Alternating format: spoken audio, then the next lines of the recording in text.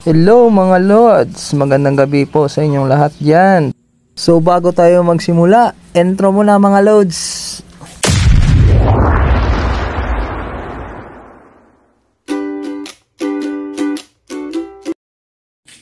At ayan mga ka-Lods, simulan na natin yung pag-handling ng mga itlog. Isa-isahin natin na kunin sa loob ng incubator, tsaka i-check natin isa-isa yung itlog.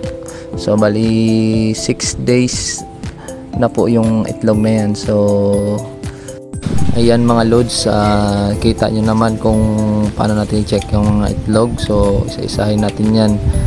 So makikita nyo may mga, yung iba may mga buo na siya na, tapos may mga ugat-ugat na siya na ano sa loob, then may gumagalaw na parang maliit. So what? Bro, what are you talking about, man?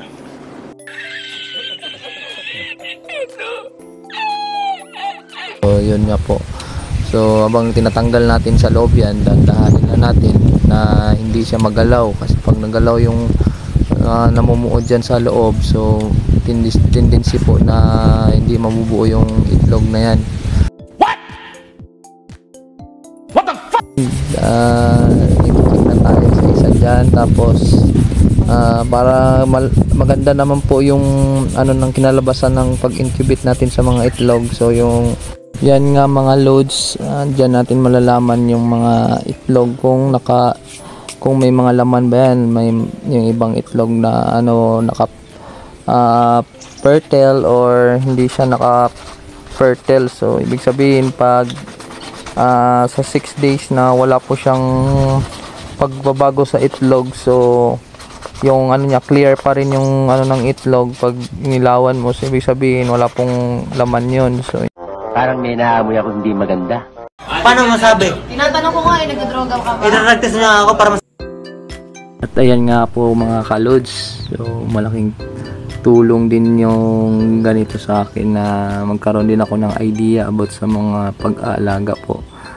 Kasi sa totoo lang po, ngayon lang ako nagsimula nito. So sana makatulong sa inyo to mga Lods yung ginagawa ko, at saka makakuha din kayo ng idea kung paano mag-handling ng itlog ng mga manok. Yun, maraming salamat po sa inyong lahat sa walang sawang panonood. Naka more 600 views na tayo, tsaka salamat sa pag-like tsaka pag-comment ninyo sa video ko. So masaya po akong gumagawa ng video para makatulong po sa inyo, lalo na po ito lang po yung aking ma-share sa inyo yung ginagawa ko sa araw-araw sa aking buhay, na ako lang po mag-isa dito sa aking tahanan. Ayan, yun na nga po mga ka-Lods, habang nagkakandling tayo na hulog po yung isang itlog. Ayan, sayang po kasi may ano na po sana yun, mayroon na po siyang laman po. So, nakakapag-inayang po na nakabawasan po tayo ng isang itlog na buo na sana siya. So yun lang po, ingat na po tayo sa pagkanling ng mga itlog po.